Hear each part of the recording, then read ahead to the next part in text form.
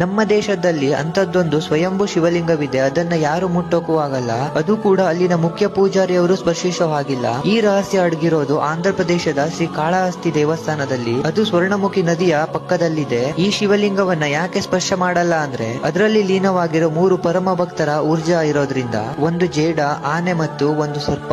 ಹೇಳ್ತಾರೆ ಸತ್ಯಯುಗದಲ್ಲಿ ಒಂದು ಜೇಡ ಇತ್ತು. ಅದು ಪ್ರತಿದಿನ ಶಿವಲಿಂಗವನ್ನ ಬಿಸಿಲಿನಿಂದ ಕಾಯಲು ತನ್ನ ಬಲೆಯನ್ನು ಬಳಸಿಕೊಂಡು ಒಂದು ಸುಂದರವಾದ ರೂಪದ ಮಂದಿರ ಮಾಡ್ತಿತ್ತು. ಇದೇ ಅರಣ್ಯದಲ್ಲಿ ಒಂದು ಆನೆ ಕೂಡ ಇತ್ತು. ಅದು ಪ್ರತಿದಿನ ಶಿವಲಿಂಗಕ್ಕೆ ಜಲಾಭಿಷೇಕ ಮಾಡ್ತಿತ್ತು.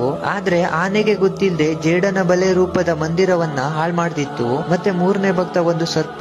ಅದು ತನ್ನ ನಾಗಮಣಿಯನ್ನ ಶಿವಲಿಂಗದ ಮೇಲೆ ಅರ್ಪಣೆ ಮಾಡಿ ಶಿವನ ಆರಾಧನೆ ಮಾಡ್ತಿತ್ತು. ಒಂದಿನ ಜೇಡ ತನ್ನ ಬಲೆ ಮಂದಿರ ಬಿದೋಗೋದ್ ನೋಡಿ ಆನೆಗೆ ಬುದ್ಧಿ ಕಲಿಸ್ಬೇಕು ಅಂತ ಸೊಂಡಿಲಲ್ಲಿ ಹೊಕ್ಕೊಳ್ಳುತ್ತೆ. ಅಸಹನೀಯ ನೋವಲ್ಲಿ ಆನೆ ತನ್ನ ಸೊಂಡಿಲನ್ನ ಕಲ್ಗೆ ಹೊಡೆದು ಅಲ್ಲೇ ಪ್ರಾಣ ಬಿಡುತ್ತೆ. ಮತ್ತೆ ಜೇಡನ ಪ್ರಾಣ ಕೂಡ ಹೋಗುತ್ತೆ. ಅದ್ರ ಮಿಡಲಲ್ಲಿ ಸರ್ಪ ಸಿಕ್ಕಾಕೊಂಡ್ರಿಂದ ಅದು ಕೂಡ ಆನೆ ಕಾಲಲ್ಲಿ ತುಳಿದು ಸತ್ತೋಗ್ಬಿಡುತ್ತೆ. ಇದರಿಂದ ಪ್ರಸನ್ನವಾದ ಮಹಾದೇವ ಪ್ರಕಟವಾಗಿ 3ಕ್ಕೂ ಮೋಕ್ಷ ಪ್ರದಾನ ಮಾಡ್ತಾನೆ. ಮತ್ತೆ ವರ ನೀಡುತ್ತಾನೆ, ಅವರ ಆತ್ಮ ಸದಾ ಈ ಶಿವಲಿಂಗದಲ್ಲಿ ಇರುತ್ತೆ ಅಂತ.